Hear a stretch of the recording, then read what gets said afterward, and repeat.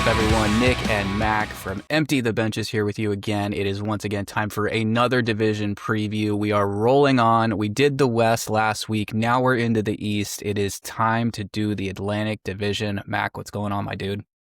What's up? Yeah, I'm really excited for this one. Nothing against the West Coast teams, or Western Conference teams, rather, but this is our bread and butter. I mean, we're Capitals fans, so just by proxy of who we watch, we see a lot more Eastern Conference teams in action, and just excited to dive in. I think this is going to be a wild year for the Eastern Conference, so it should be fun.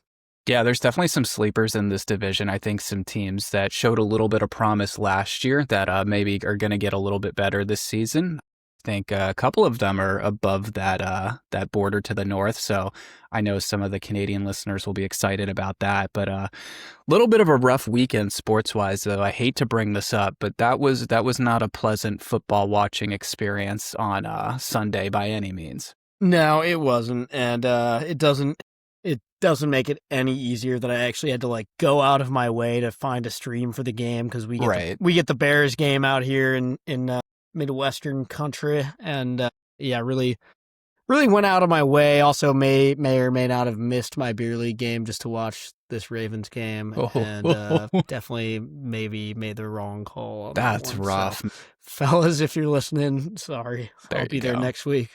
I woke up early that Sunday. It was Sunday, of course, and so Arsenal's on in the morning. They have a big one against Newcastle. They literally pulled a rabbit out of their ass at well past when they should have been in that game, scored in the 82nd and then the 96th minute to win.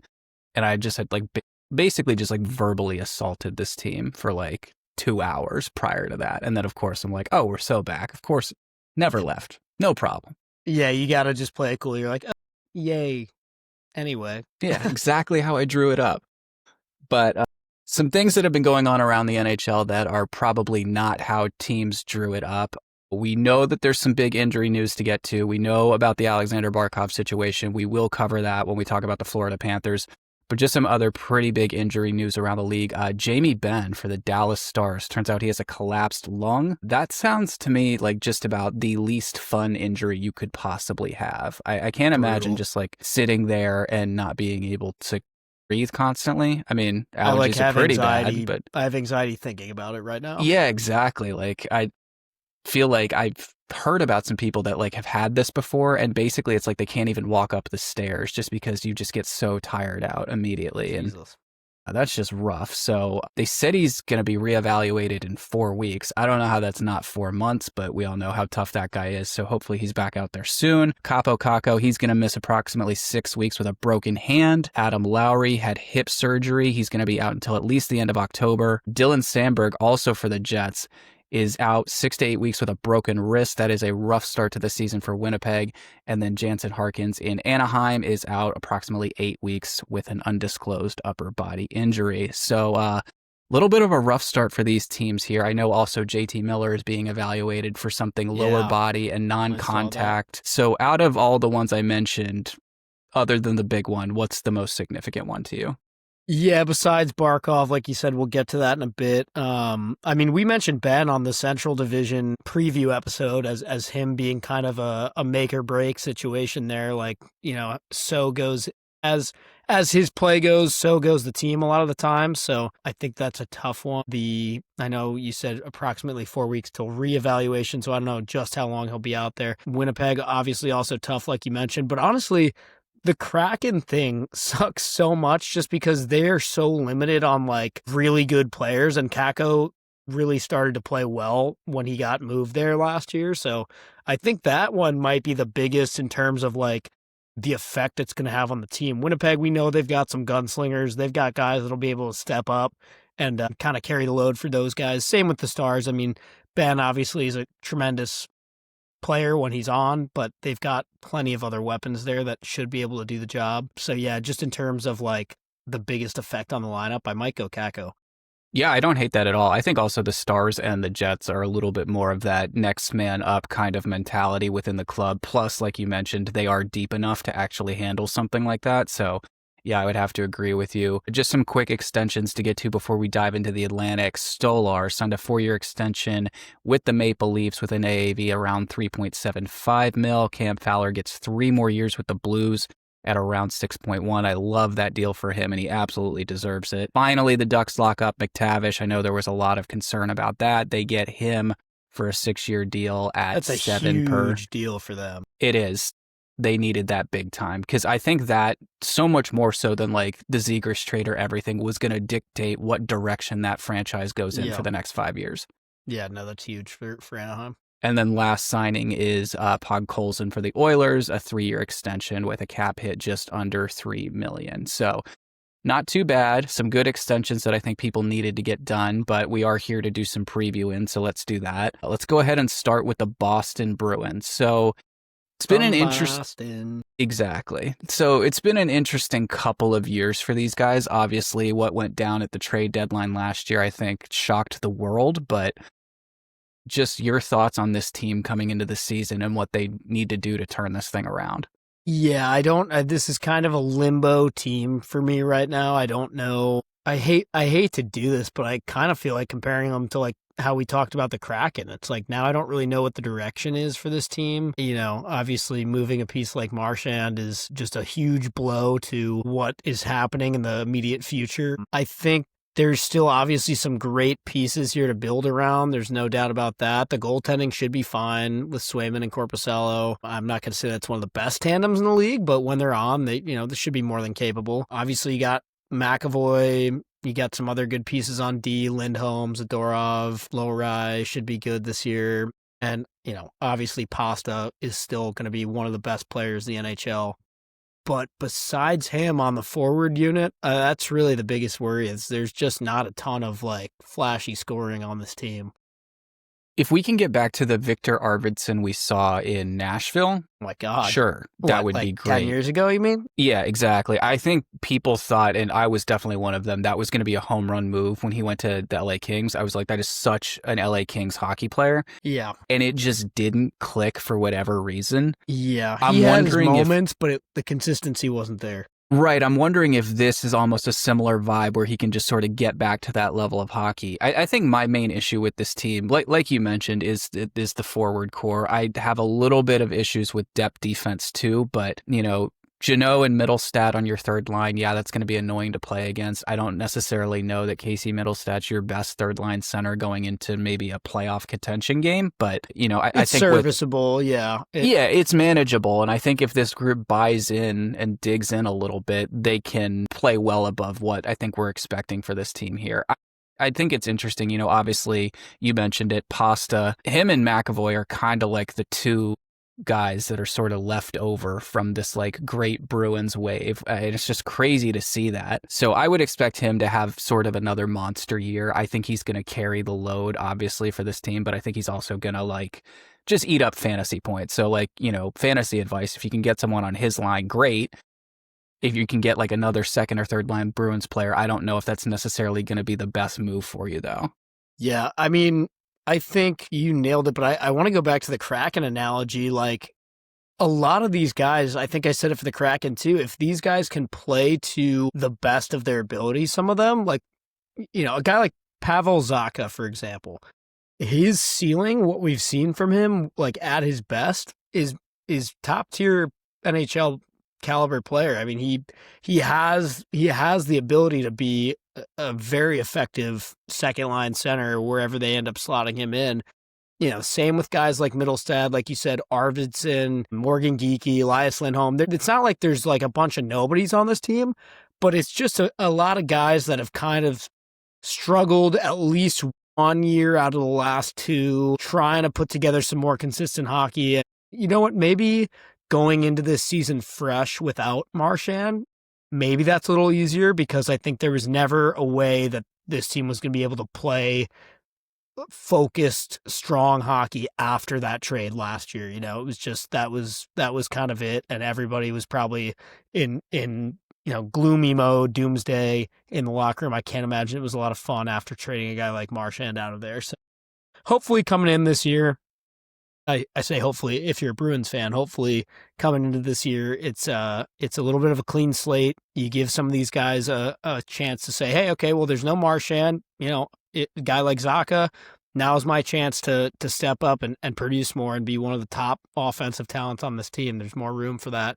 for guys like him, Geekie, Lindholm, Middlestad, like I mentioned. So, and Arvidsson. I think those are really all the big like coin flip players where if we see what we have seen at the high points of all those guys' careers, yeah, maybe this is a playoff team. Maybe they sneak in, but I don't know. It's a lot of ifs. Yeah, that's a great way to put it. I love your point about Geekie too. I think if he has a great year, it could do wonders for this team. I don't think we should overlook the fact that this team basically went into free fall mode last year. They finished below the Sabres. They were dead last in this division, so nowhere to go but up. But we'll see. Gonna put you on the spot now. Are the Boston Bruins a playoff team or not? I will go ahead and start off strong and say no. I'm going to agree with you. I do not think this team makes the playoffs. Let's go ahead and move on to another team that might definitely also not be making the playoffs in the Buffalo Sabres. Hey, what are you talking about? This is their year. Exactly, as it was last year and the year before that and the year before that. Mac, just instant impressions on this Buffalo Sabres lineup headed into the 25-26 season. Well, there's not a lot of people who play center on this team that are good, in my opinion. So that's there's a lot of fourth line centers on this team.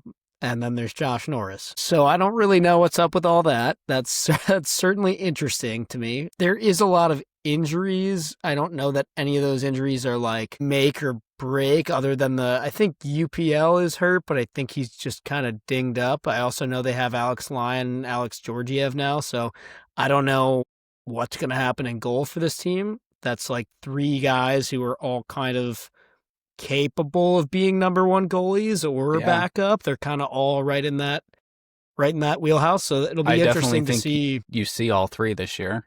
Yeah, probably. It's surprising to me that they ended up with all three of these guys because it seems like UPL was supposed to be the guy here. I don't really know why all of a sudden now they have Lyon and Georgiev. Anyway, also notable injuries. Excuse me.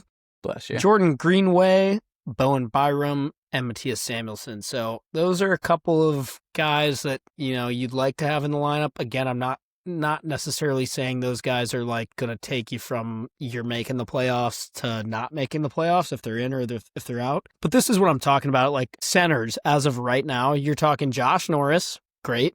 Terrific. Excellent player. Ryan McLeod. Okay. I mean, probably like a third or fourth line center on most 3C. teams. He's probably going to be like their second center if I had to guess. Yuri Kulik. I don't know much about this guy. Apologies if this is like the next superstar phenom that I've never heard of, but I don't feel great about that being like possibly your third or fourth center right now. And Peyton Krebs, again, fine. We've seen some good stuff from him, but nothing that I'm like really excited to write home to mom about. So that's the biggest problem. Now let's talk about wings for a second because there is actually some bright spots on wing, I think. And Alex it is Tuck, Buffalo. Yeah, right. That's right. Buffalo Wings. So I think Alex Tuck is due for a really good year. I think he's going to have another really strong year in Buffalo. Tage Thompson, no reason for him to not have another excellent year. They've got Zach Benson. They've got Jason Zucker. We want to see more from him this year in Buffalo. Jack Quinn, another guy we've seen bright spots from. Hopefully he can put together a full season for them. Josh Stone, this is his first year in Buffalo. Am I correct about that? That should be interesting to see how he plays out. And then another year for good old Capitals legend back Malenstein, probably yucking it up on the fourth line down there. Great fourth line winger. So I actually like their wings. Yeah, I love Buffalo Wings. The D. Zach Jones ended up on this team. Former I like guest that. of the program. I like that. EB superstar Zach Jones. I like that for them. They've got Owen Power. They should have Bowen Byram once he's healthy. That left side, that's not too shabby in my opinion. Byram, not Power, at all. Zach Jones. I like the Kessel ring move too. Yeah, like really the decor is not that bad because you got Dahlin, elite talent on the right side, got Kessel ring, and then you got Connor Timmins potentially there on that third pairing. So Really, it's the forwards. I mean, the D is actually pretty serviceable. It's nowhere near the worst D in the league. It's probably not even the worst D in this division. So really, it's going to come down to who is the starting goalie for this team and what can these forwards do, particularly center. I feel like if they could just get like one more good center, this could actually be like a decent team. Like if they just could have had like a Jack Eichel or a Sam Reinhart or a Ryan O'Reilly. Yeah, wow. Yeah. Jesus Christ. I'm sorry, Sabres fans. I'll stop there. I think for me, you nailed it with the wings thing. It's going to come down to, can these guys put the puck in the net and not let in 5 to 6 a game? So looking at guys like Zach Benson needs to take another big step forward this year. Jack Especially Quinn, like defensive minded, like putting together the 200-foot hockey game. And if they do play him on that top line, there's going to be some pretty tough matchups that he's going to have to go against. But, a guy like Jack Quinn, so 8th overall pick in 2020. I know he's had some pretty serious injury issues. This is the year you got to break out. This is the year you need to be second line scoring winger on this team, maybe getting first line minutes if someone, if their game goes to hell or they get hurt or something. When healthy, he's sniffed like being a pretty good player. Like there's been stretches of like couple weeks to a month or two where it's like, okay, here we go. Now he's like turning it on, and then he either gets hurt or he just kind of falls off a little bit for another month. And so if he can put together a full season, that'd be huge. Yeah, they definitely need that.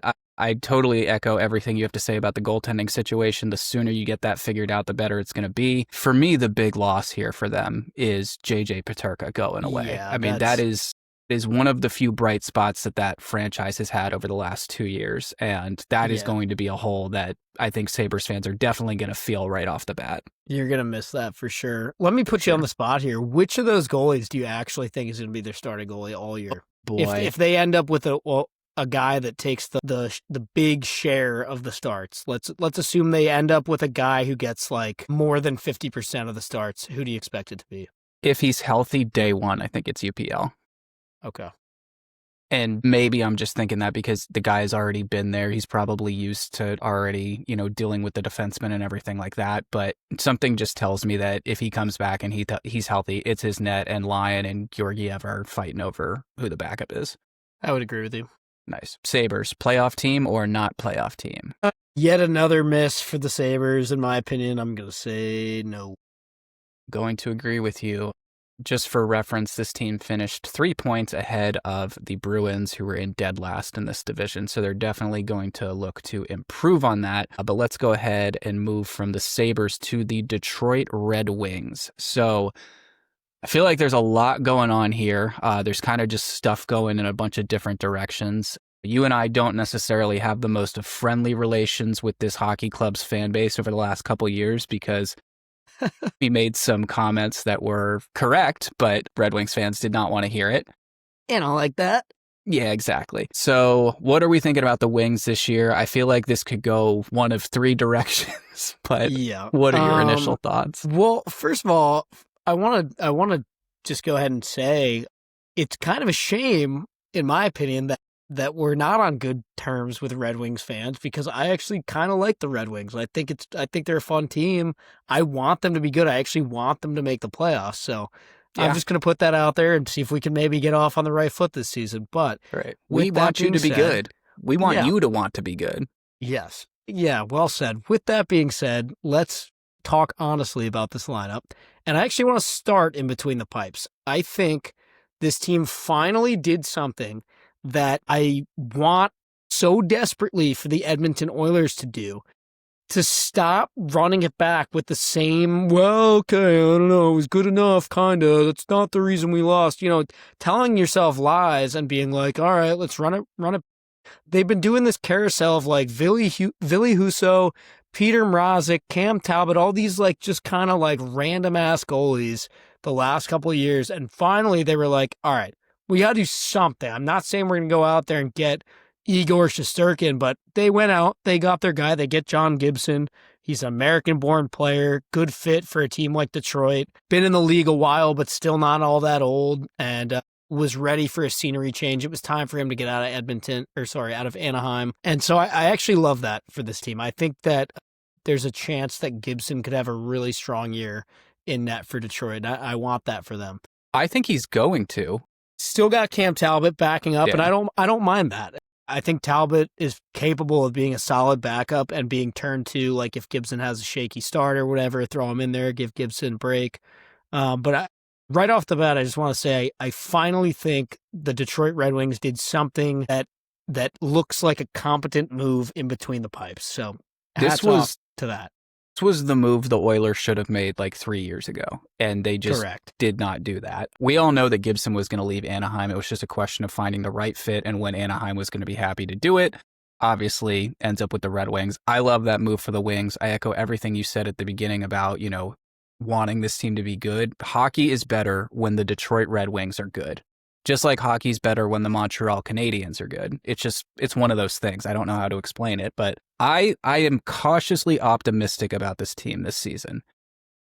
I have a really, really good feeling that given what's going to go on through a lot of players' minds with this Olympic thing coming up, Dylan Larkin wants to be on that American Olympic team. I have a feeling he's just going to drop one of those career years that kind of just comes out of nowhere, just as like a, hey, put me on this GD team, I belong here kind of statement performances. So I really hope to see something like that out of him. Obviously, heavy bias being you and I are both American hockey fans, but looking for another big year out of Alex DeBrincat. If he can stay consistent and score a ton of goals for this team, he is their big gun, their trigger man. So definitely need that from him. Was it last year or the year before he came out of the gates like red hot, like was just on fire, and then all of a sudden just kind of painfully average the rest of the year? I think it was last season, but either way, it's like we know he's capable. We've seen it.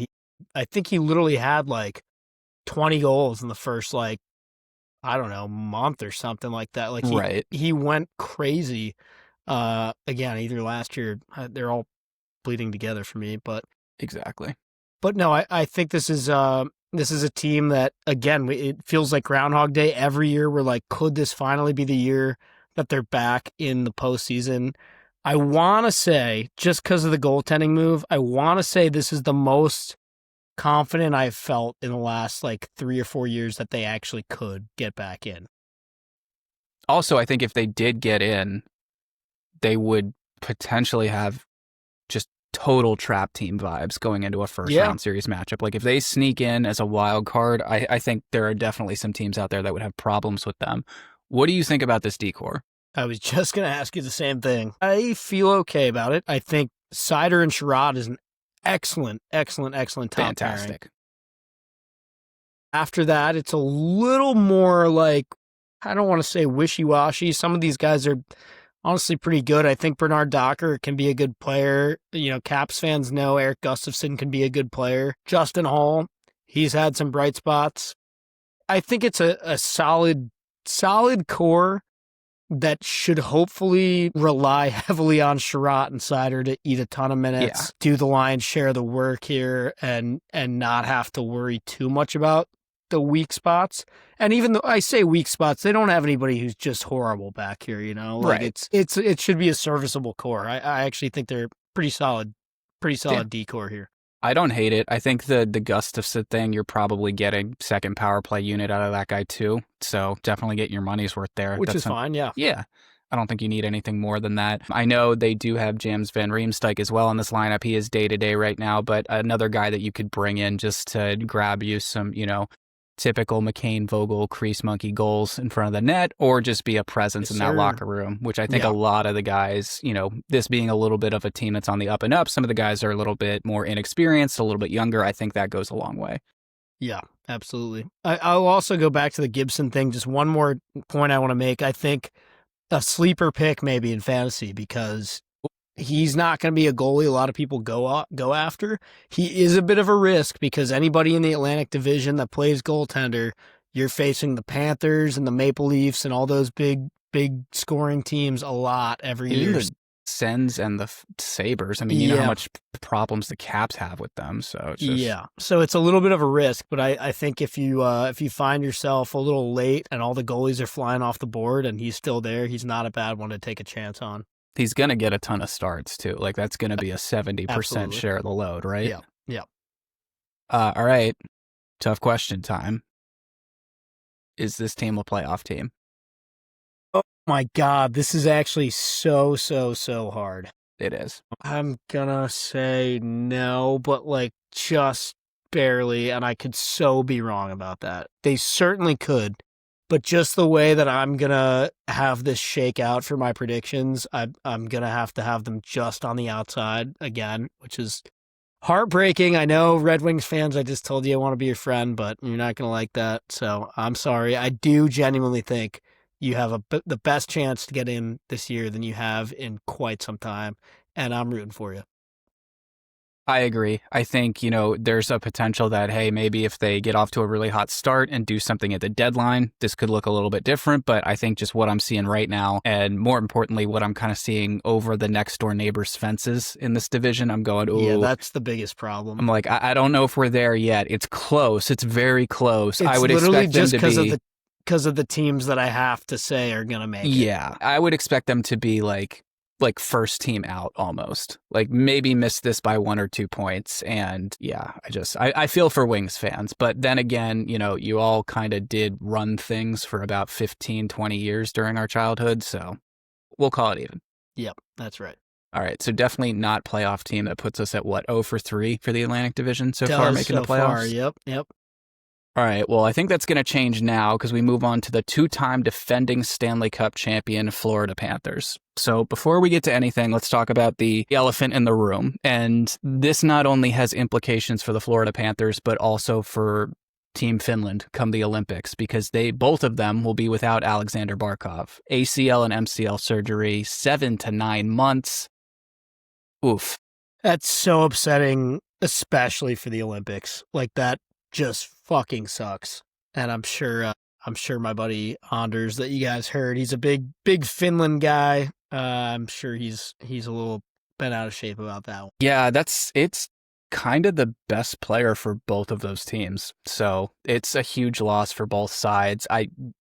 Finland has already said they're like, we're not even going to announce a replacement until we can, get the full roster here. And I don't blame them, because I don't really think you could even replace someone like Alexander Barkov. But I mean, it is such a brutal injury, regardless of what sports you play. And you're never really the same after something like that. Yeah, nope, it's tough. And I think, Barkov is 30 now, I believe. And so he should be, if you're 35 versus 30, when you get an injury like that, I think it makes a big difference. So, like, sure. I think he should be okay, like, next season, or hopefully for playoffs this year for them. But there's no way around that. And also center, because now your center depth is immediately missing, like, one of the top centers in the game. Yes, you still have Sam Bennett. Yes, Anton Lundell is, a top tier center in this league at this point, I'm willing to say. But nobody is Sasha Barkov. So no. It's impossible to fill that role. That being said, looking down the middle of this team without Barkov and still seeing Bennett, Lundell, Rodriguez, Kunin, you're like, wow, okay, well, this is insane that you guys are missing somebody, because that's still better than a lot of other teams' top 4 centers. Absolutely. Not only are they missing Barkov, they're going to miss Matthew Tkachuk for a decent amount of the season, too. I think he had, sports hernia surgery or something like that? Yeah, I believe so. And I don't think that'll be, like, the whole season situation, but no. Could be a month or 2 from what I understand. Yeah.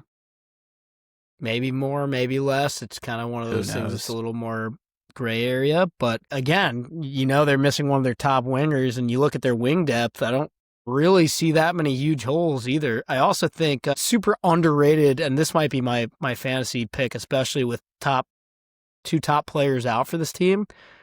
Sleeper pick for the Florida Panthers could be a guy like Mackie Samoskevich. I think he'll see more minutes. And that guy, I just love his game. He is such a gamer. Him and Luosterainen are kind of those two guys that I think are going to benefit the most from, like, 2 top players being out and seeing some more maybe power play minutes in place of Barkov or Tkachuk, and just some more elevated line minutes too. This decor is just this is a major reason why they've been to the Cup final 3 years in a row. Do you remember what you said to me after our fantasy football draft about my fantasy football team? Yes. That's what this decor is to me. it may not be the biggest names, but like just the quality that you're getting here, especially top four. Oh my God, yeah. Like, you're right. That's why they won back-to-back Stanley Cups alone. Yeah, and I know like a guy like Seth Jones hasn't been here for the whole time that they've been on this tear, but right now what this decor looks like, you got Forsling, Ekblad, Mikkola, Seth Jones, Dmitry Kulikov, Jeff Petrie. Again, it's not like I just listed like the 6 most flashy, best defensemen in the league, but these guys just, they're so steady Eddie, so reliable. Right. I would take a guy like Nico Mikkola on my team any day. Just a big dude that's willing to block shots, hit people. He's just a freaking workhorse back there. I saw a tweet from someone, and it's going to kill me. I forget who this is. It was like a couple weeks ago, and they were like, why would you ever pay Roman Josi money when you could have Nico Mikkola? Yeah. And I'm like, honestly, that's a fantastic point, and it's not a diss at Roman Josi at all. No, it's just a difference in like household name, and neither one of them are scoring a shitload of goals these days. So like, right. I don't know. Now, big question, of course, because with this team, it's sort of like the Oilers, but a lot better there's really no way for this to get any better than it was last year unless you just do it again. True. So I will ask you this. Can this team do it again, even with the injury issues they already have right now? They certainly can. I think they can. Will they? I'm going to just say no because I really don't want them to. Like, I'm done with it. And I think maybe slower start with those guys missing, and then they come back in and mess with the gel of some stuff. And it just, I don't know. I think it's harder to win with the situation they're looking at right now. So I'll say no, they won't. But can they? Definitely. If they do, I won't be surprised in the slightest. I just don't. I would like to think they're not going to do it again. I don't know. Yeah, they weren't a 100-point team last year, just shy with 98 points. They finished third in that division. They were one of 5 teams from the Atlantic to make the playoffs last year. So they definitely didn't go in guns ablaze like the Maple Leafs did with 108 points or the Caps with 111 points last year. But, I think they kind of proved that theory that like, hey, you just got to be there. And then once you're there, anything can happen. So definitely some losses for them. Vanacek and Schmidt, I think, will be felt. But like you just mentioned with that decor, it's, Kulikov and Petrie can kind of cover off what Nate Schmidt was doing anyways. Yeah, Vanacek, obviously super solid guy to have behind Bobrovsky, but holy shit, how the hell do the Panthers end up with Daniil Tarasov yet again getting a young, promising Russian goaltender from the Columbus Blue Jackets? I mean, What is going on here? That's a great question. I have no idea how they pulled that off because I think there's teams looking at that going, like, damn, we couldn't even get one. Yeah. No, exactly. Like, they got 2 of them. I think they honestly, no shade of Vanacek, but I honestly think they upgraded in terms of like the future once Bob is out. Definitely or that's, with a ceiling. Yeah. Yeah. All right. Obviously a playoff team. I think we can agree on that, right? Playoff team. Yeah. Playoff team. Cool. Any final thoughts before we move on here? No, I mean, again, it's just I would like to know when Matthew Tkachuk is going to come back because I think that'll make a big difference in terms of like where this team actually finishes. But that's something to keep an eye on. And that's another one I'm going to be really interested to see how that shakes out, like fantasy wise, because obviously a top tier fantasy player when he's at his best and healthiest hasn't been at his healthiest in the last like 2 seasons. And knowing that he's going to start on the IR, I wonder where he goes in a fantasy draft. I was going to say, because if it's just a month or 2, that's absolutely worth the IR spot. Yeah, like worth picking him like kind of high still. I don't know. It's something to do some more research on. So this is good advice. I feel like we shouldn't release this so that way people in our fantasy league steal this advice. Yeah, right. Well, let's get that draft scheduled ASAP. Exactly. Speaking of drafts, I think you have a word from our friends over at DraftKings, who are the proud sponsor of this episode. Yes, I sure do. Football is back, and so is your shot at big wins with DraftKings Pick 6, the official daily fantasy partner of the NFL. Your game day instincts can score you real money fast. Here's the play. Just pick more or less on 2 or more player stats from breakout rookies to elite QBs and unlock the upside every snap brings. The better your calls, the better your payout. And here's the kickoff bonus. New DraftKings customers get $50 in bonus picks with just a $5 entry on your first pick set. This season, play your player instincts. Download the DraftKings Pick 6 app now and use code THPN. That's code THPN.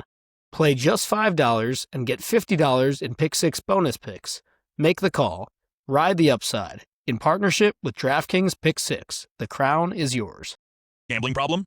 Call 1-800-GAMBLER. Help is available for problem gambling. Call 888-789-7777 or visit ccpg.org in Connecticut. Must be 18 plus. Age and eligibility restrictions vary by jurisdiction. Pick 6 not available everywhere, including New York and Ontario. Void where prohibited. One per new customer. Bonus awarded is non-withdrawable Pick 6 bonus picks that expire in 14 days. Limited time offer. See terms at pick6.draftkings.com/promos. Shall we do Montreal? We shall. Allons-y. Yes, sir. This is a team that I think has maybe more hype around them than any other team right now in this division, just in terms of where they were at last year compared to where they were at the last couple of years before. So this is one of those teams, I mean, I feel like every year we talk about the Atlantic Division.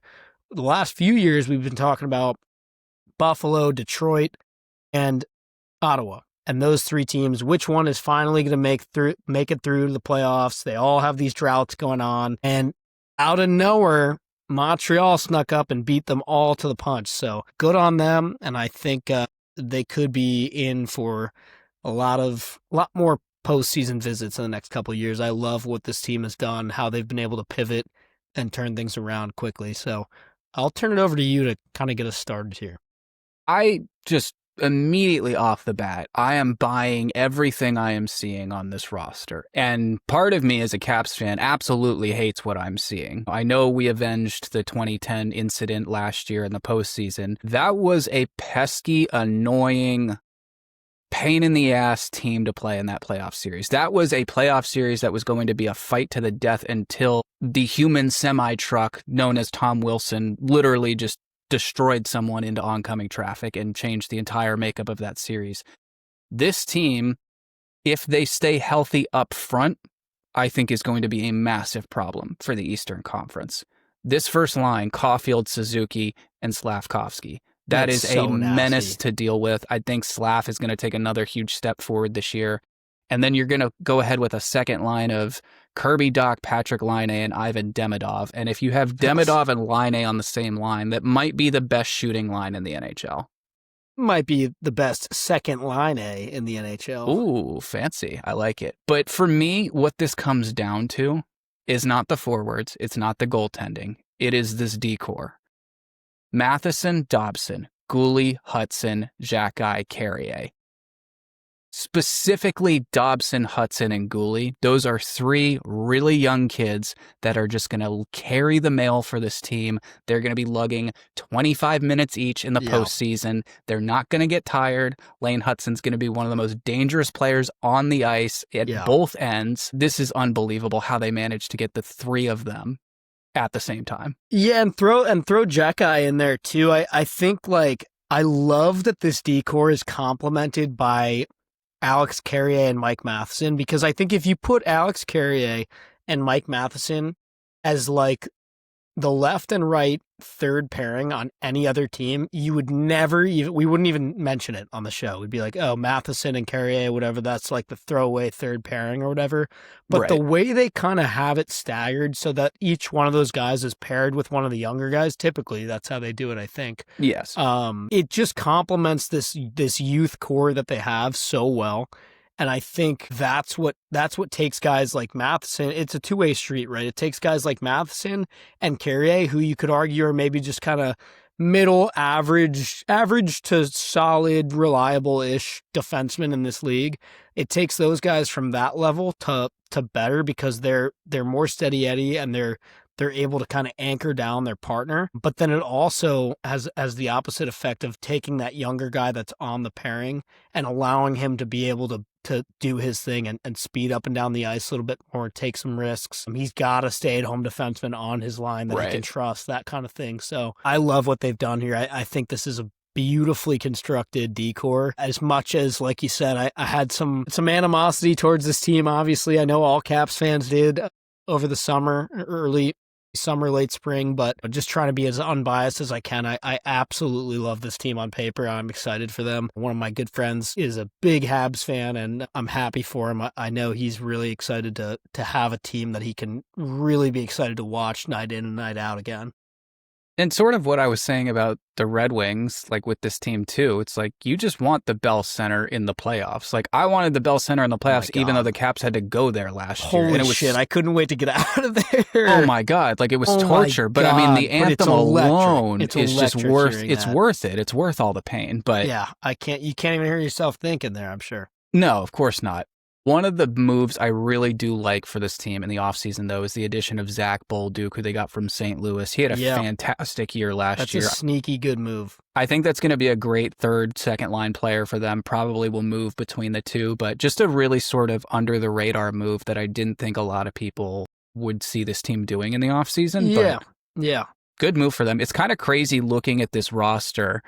You know, I know you and I are old enough to remember when Brendan Gallagher and Josh Anderson were second-line players for this team, and now they're on the fourth line. And I was just going to say, though, if that fourth line does end up being Gallagher, Evans, and Anderson, holy shit, man. I don't want to play against that line. I don't think anybody in the league wants to play against that line. So that's a nasty thing to have in your back pocket. Tommy Wilson, but yeah, he might be up for it. But in general, I think that's a pretty tough line to be lined up against when you get out on the ice. Also, excited to see what we get from a full year of Demidov, right? I mean, this is we saw some glimpses of what he could do in the postseason, but it'll be almost exciting immediately too. My God, yeah, he wasted no time, but it'll be exciting to see him for a full year in Montreal.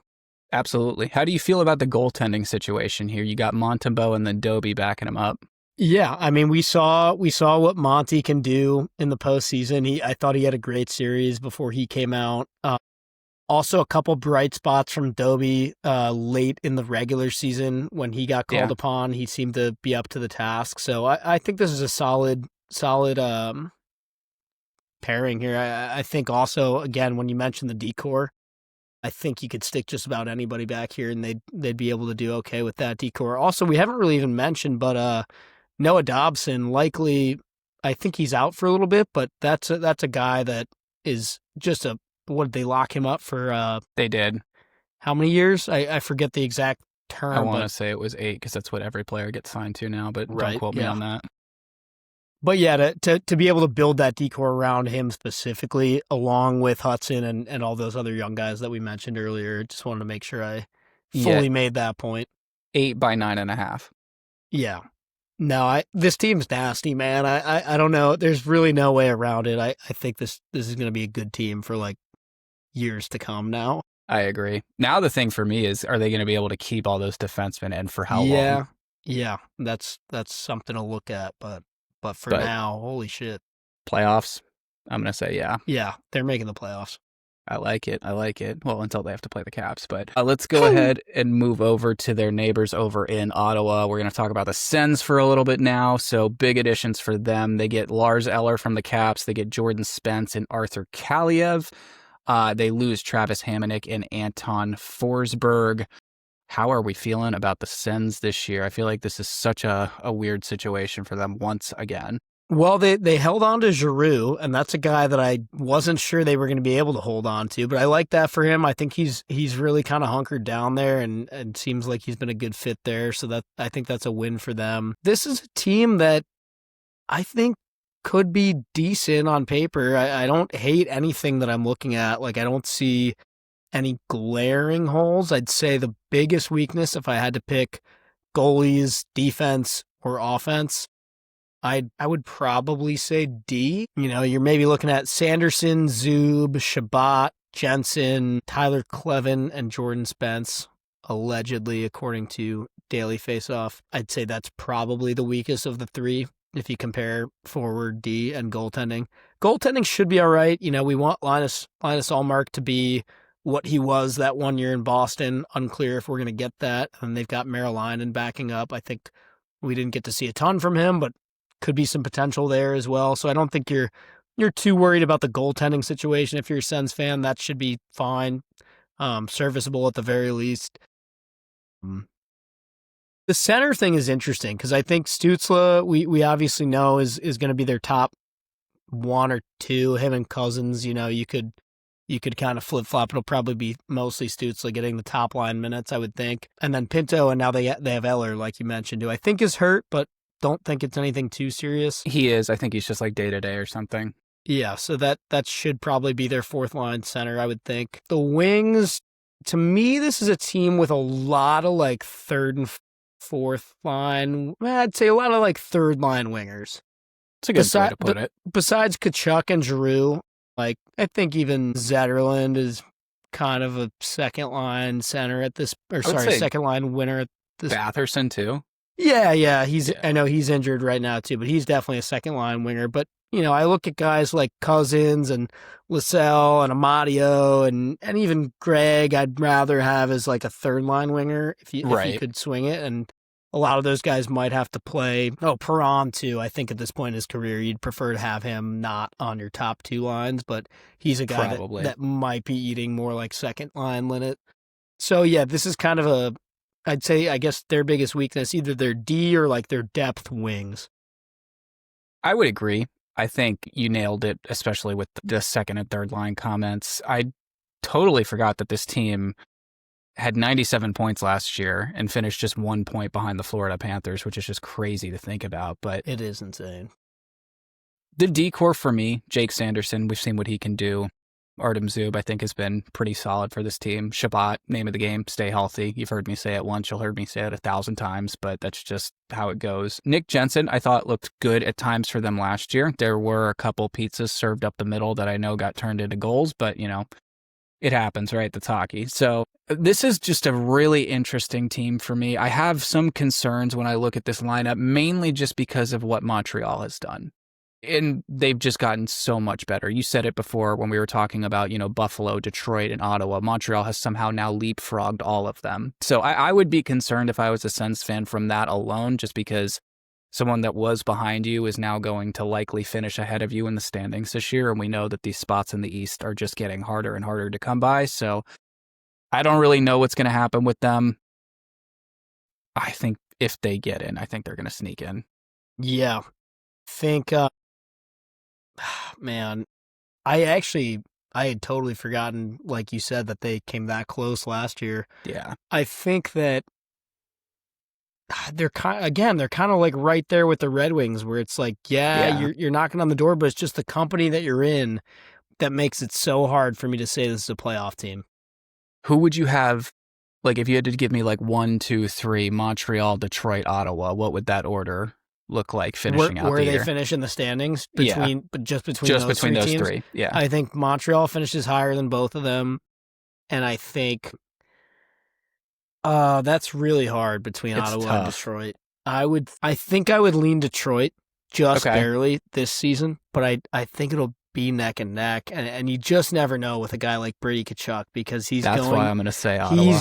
He's going to will this team to be better than they should be. That's kind of the main thing with this team is like... It's like, even if he has to stab someone, like, he'll do it. He's sick of playing for a non-playoff team. Yeah. He doesn't want to do it anymore. Exactly. Yeah, that for sure is the wild card, and maybe that's why you lean Ottawa instead of Detroit. I don't know.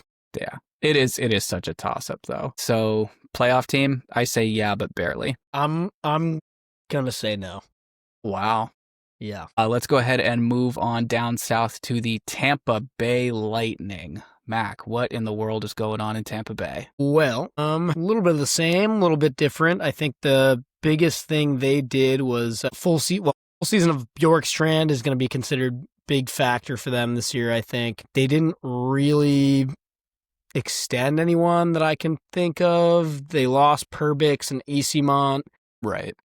Added Pelletier and Holmberg, so not a ton of personnel changes. Obviously, we'll start with the goaltending, still kind of the same thing. Got Vasi and Jonas Johansson back there, so same as it ever was in goal. Defense, again, a lot of the same. You still got Hedman, McDonough, Chernak, Darren Radish been there for a little bit. This is just one of those teams that somehow managed to not really fall apart too hard over the last couple of years. I know obviously they lose Stamkos, but even that they made kind of a non-issue last season somehow. Right. See, this is kind of what it comes down to with me saying that teams like Ottawa and Buffalo and Detroit and all them, that like as much good things I can say about all those teams, the reason why I have to say they end up on the outside of the playoffs looking in is because how can I pick against the Lightning to not make it? And that's just what it keeps coming down to. I do think, though, even though I just said there haven't been that many big changes with the Lightning from last year to this year, I, for some reason, feel like this is the year, more so than any recent year, that the Lightning have the biggest chance to miss. They're definitely more human this year.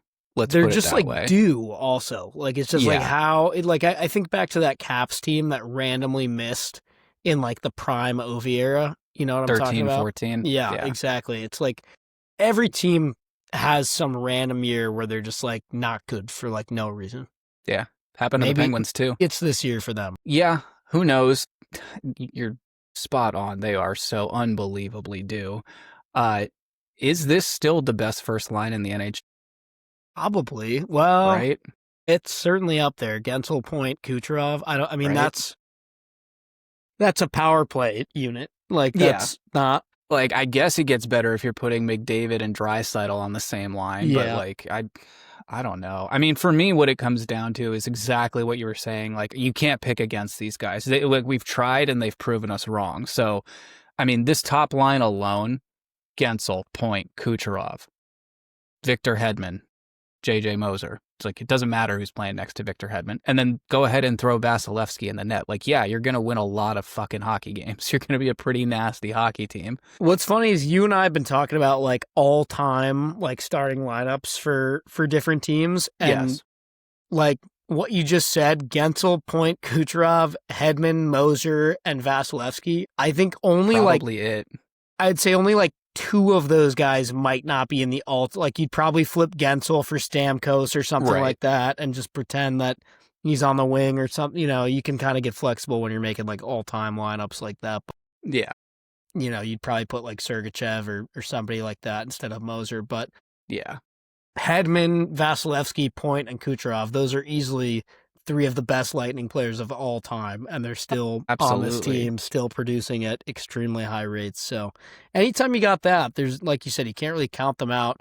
Now, they do have some other, like, again, we got Bjorkstrand, first full season this year. Some of their depth is a little bit more up in the air, like, you got guys like Jurgensons and Holmberg and Chaffee. They get Yanni Gourde back last year, I believe, at the deadline. Yes. And now they've got Jack Finley along with Bjorkstrand on that line. Then you got, what do you make of a guy like Gage Goncalves? He kind of showed some bright spots last year. Not really sure if he's going to be like a second or third line player or what, but.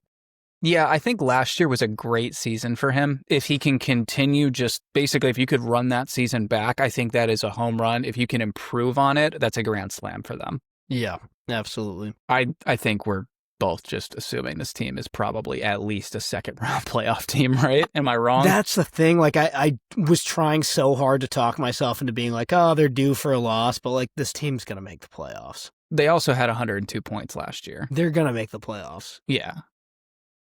Yeah. Playoff team for sure. All right.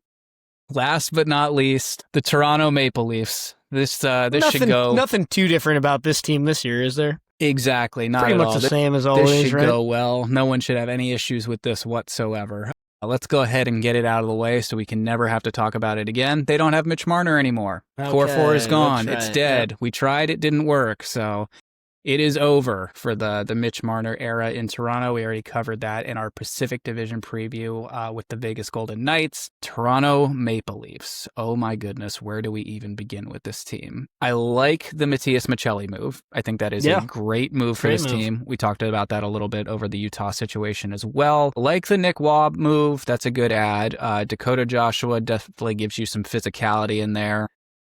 How big of a hole is the Marner loss for this team?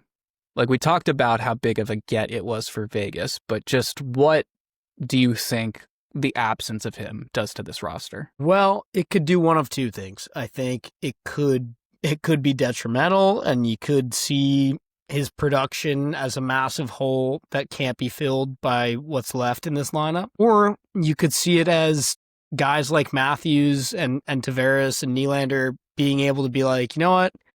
I was sick of hearing the term core four as well. Maybe they were. And maybe they're just, a little bit more focused now on the task at hand. Or maybe it even kind of wakes them up even more and makes them want to produce at a higher level and make up for some of that scoring just because, they don't want to have to hear about Marner's lack of production affecting the team, him not being here anymore. I also think it gives guys like Bobby McMahon a great opportunity, Matthew Nyes as well, a great opportunity to kind of step up and be a top 6 offensive talent in the league. So something to keep an eye on there. I also think both of those guys are excellent fantasy sleeper picks. They're going to be playing with some of the best players in the league all season long. So do with that what you will. The D here is good. It's steady Eddie, same as it ever was. Right. And it didn't really change, which I think is the key for them because it's kind of been the opposite the last 4 or 5 years. No, McCabe, Chris Tanev, Morgan Riley, Brandon Carlo, OEL, Simon Benoit. I think you've got a good D there that you don't have to worry too much about. Here's a question for you. Is Anthony Stolarz going to be one of the 10 best goalies in the NHL this year? No, but I also don't think he needs to be. Okay. I think he just needs to be 12th, 11th, 14th even. Something like that. Yeah. And I think this team will be fine. Okay. I think I would probably agree. I was just curious what you had to say about that. And I know they have Hildeby listed as the backup here, and that's just because Wall is out, correct? Yeah, probably. Okay. This team, do we think we see Easton Cowan play a full season for the Toronto Maple Leafs? Not out of the question. I mean, that's another thing about us doing these previews when we do them is we don't have all the results from the camps and from tryouts and who's doing what where, but it's certainly not out of the realm of possibility. Yeah, I could definitely see it. I think, even if it's not a regular thing, even like a game or two, one in, one out, if they want to just see if it fits, I wouldn't hate it. I think when you've got a player of that caliber, why not give him a look, at least 1 or 2 over the course of the year? I mean, I don't think he's going back to junior by any means. So let me ask you this. Inevitably, what it's going to come down to for these guys is how far can you get in the postseason? Did this team do enough in your mind to fill the hole that Mitch Marner left? Well, here's what's so interesting. I'm going to answer your question in a super roundabout way, like I'm a politician or something. But basically, we mentioned before that the 3 big ads here that weren't on this team last year are Dakota Joshua, Nick Roy, and Matthias Michelli. What do we always say about playoff hockey teams? It's the third line test, right? Correct. Do you have a third line that is capable of adding those important goals here and there and also being able to face some important matchups and shut down some top lines defensively and that kind of stuff? That could well be their third line is all 3 of those new guys. I mean, we don't know where they're all going to shake out, but it's somewhat likely, I think, that we might literally see Joshua, Nick Roy, and Michelli playing together as the third line. Yeah, I don't hate that at all. And so I guess it comes down to that. They're kind of replacing the Marner gap with like a whole new line lower down and then elevating other guys to kind of fill the Marner thing up higher. And that's an interesting strategy, but I think it's the right call because you're never going to be able to replace Marner with just like one guy. Like you can't. I mean, what they got Nick Roy in the return for that, and then some draft picks or something like that, right? Yeah. So clearly, that in and of itself is never going to be as good as Marner. But kudos to them for trying to kind of do it by committee and see what a whole new line might look like. And again, I'm not guaranteeing these guys are going to play together all year long or even at all, but I do think there's a chance that could be your third line. And I think it's really interesting that you could have a full line of new faces in Toronto. Yeah, I think that's a great point. I mean, they basically took a shiny piece off the top of the tower and just built another foundation piece to help prop this thing up. Yep. So I think you nailed it. Third line test, that basically tells me everything I need to know. I think they're going to be a little bit better in the postseason this year. Maybe second round, maybe third, who knows? Yeah. Do you think this decor is enough to carry them to the third round? I think they have just as good a chance at being a successful postseason team this year, past round one, as they did last year. I really do. Wow. A playoff team? Yes. Nice. I'm going to agree with you. Just for reference, last year, this team had 108 points. That was second in the East, only behind your Washington Capitals. That's all the stuff we have for the Atlantic Division. Any final notes before we wrap here? Oh, but we do have to pick a division winner. That's right, we do. And this is, in my opinion, the hardest division to pick it for. Yeah. Because if there weren't all the Panthers injuries, you could just play it safe and say something like that, even though they didn't win last year either. But don't know. I'm between two teams, personally. Okay, same. I'm wondering if they're the same two as me, but one of mine would be a really hot take. Okay. Are you going to say Montreal? That's one of the ones I'm considering. I'm torn between Florida and Toronto because I think Toronto, we know what they can do in the regular season. That's not a diss at them. That's exactly the same thing you could say about the Washington Capitals. I know what they're capable of in the regular season. I wouldn't be shocked if they ran this thing back another, 108, 105, 109 point season. The other one is Florida, just because all they have to do is be within the top three when Tkachuk comes back, and that can change overnight. That's fair. I think I'll go with Toronto just because I think maybe they kind of have a statement regular season without Marner and say, look what we can still do, that kind of thing. I'll go with Toronto, but I genuinely think Montreal could battle for the division until like the last week of the season. I think they're going to be that good. I'm going to go with Florida then if you're going with the Leafs. So Cats and Leafs, you heard it here first. Can't wait for both of those to not happen. Yep. And your Atlantic Division champions, the Buffalo Sabres.